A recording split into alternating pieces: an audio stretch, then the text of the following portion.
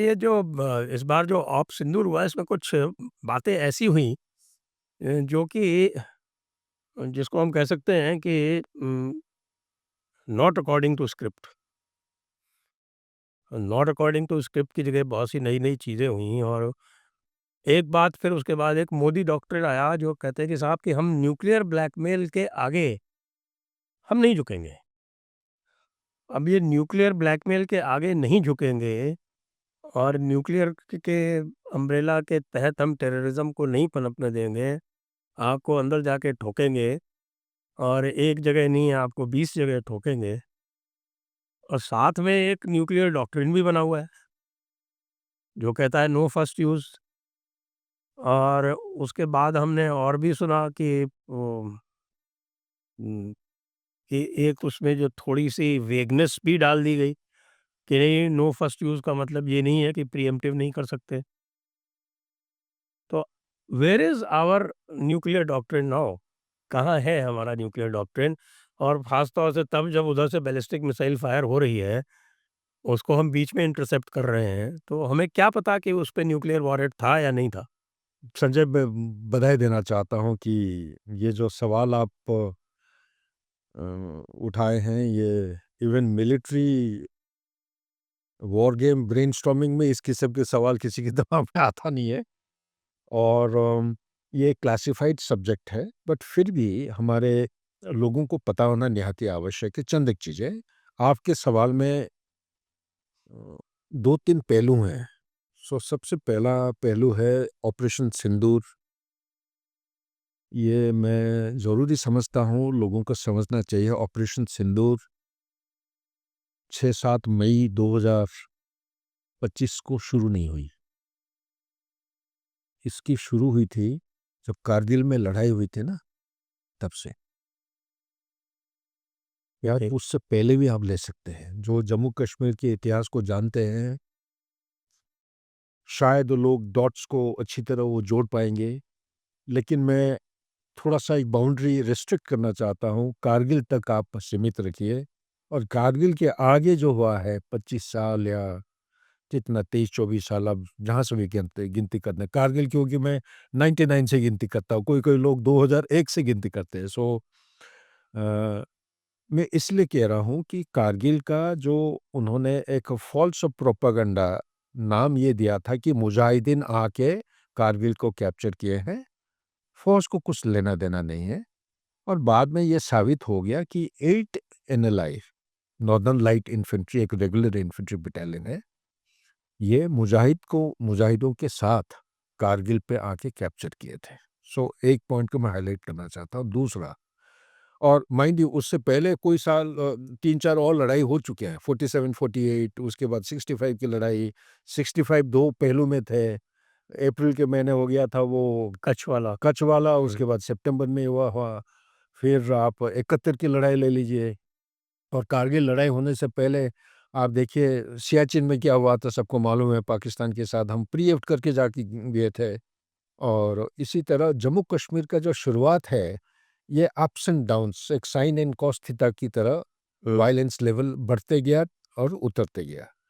लेकिन एक सबसे इम्पोर्टेंट चीज़ है, तब तक हिंदुस्तान बहुत शोर-गुलाबा करता था कि टेररिज़्म, टेररिज़्म, टेररिज़्म ये एक विश्व के लिए थ्रेट है। कोई सुनने के लिए तैयार नहीं था जब तक 9/11 नहीं हुआ।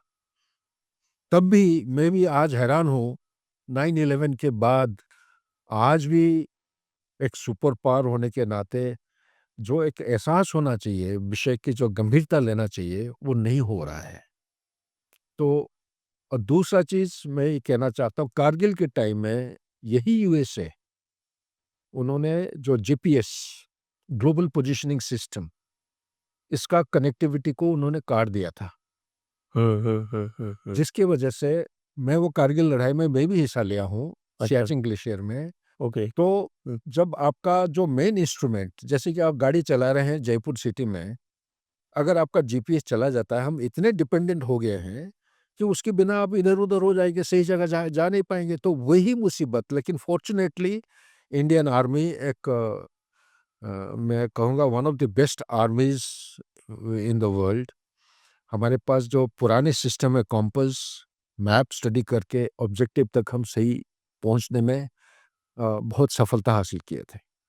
और धीरे-धीरे क्या हुआ है कि देखा गया कि जब तक हम इंडिजिनाइज़ेशन नहीं करेंगे, सेल्फ रिलायंस को नहीं बढ़ोतरी देंगे, तब तक हमारा डिपेंडेंसी एक लायबिलिटी बन के रहेगा। तब शुरू हुआ था सोच-विचार, ये जीपीएस के बदले में क्या बना है? एक इंस्ट्रूमेंट बनाया गया है नेविक।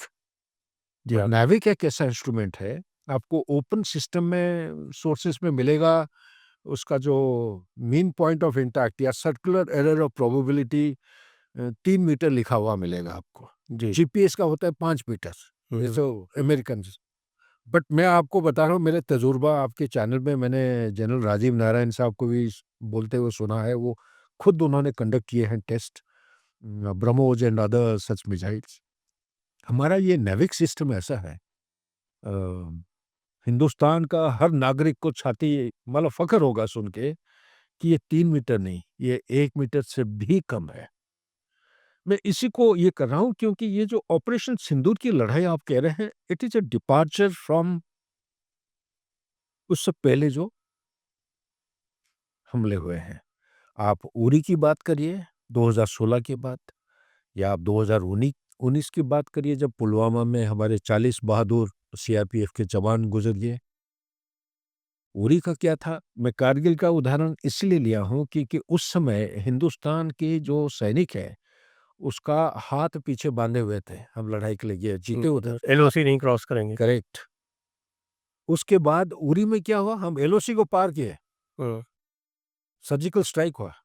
और पुलवामा वाला क्या हुआ? हम नॉट ओनली एलओसी, हम आईबी को पार करके खैबर पख्तूनख्वा में जो छुपा हुआ बालाकोट, बालाकोट तो असली नाम नहीं है, दूसरा नाम और कुछ है, वहाँ पे जो जैश-ए-मोहम्मद का कैंप था, उसको हमने ठोका। 200 से ज़्यादा टेररिस्ट को मारे हैं। और उसके बाद अभी जो आया था ऑपरेशन सिंदूर, चंद एक चीज़ों की वजह से, ये एक स्ट्रैटेजिक डॉक्ट्रिन मैं कहूँगा, इंडियन डॉक्ट्रिन।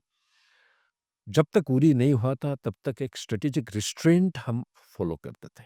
हुँ, लेकिन अभी ये स्ट्रैटेजिक रिस्ट्रेंट के बाद ये है एक doctrine of denial. Strategic restraint को डिनायल, डिनायल मीन्स आप रोकथाम कैसे कर सकते हैं? टेररिस्ट आ रहा है, आपके ऊपर हमला करेगा, उसको रोकने के लिए एडवांस वार्निंग मिलना चाहिए, आपका रिस्पॉन्स मैट्रिक्स तेज होना चाहिए। उसको इसको बोलते हैं डॉक्ट्रिन ऑफ डिनायल से लेके डॉक्ट्रिन ऑफ पनिशमेंट। ये पहली बार हिंदुस्तान में, इंडिपेंडेंट इंडिया में इस किस्म का एक फैसला लिया गया है। ये डॉक्ट्रिन ऑफ पनिशमेंट जो हुआ है कि हर टेररिस्ट अटैक का जवाब एक पनिशमेंट, एक रेट्रिब्यूशन मिलेगा। इसीलिए जो नया डॉक्ट्रिन बना है इंडियन आर्मी का, यही 6-7 मई और 10 मई के बीच में, कि an act of terror will be treated as an act of war.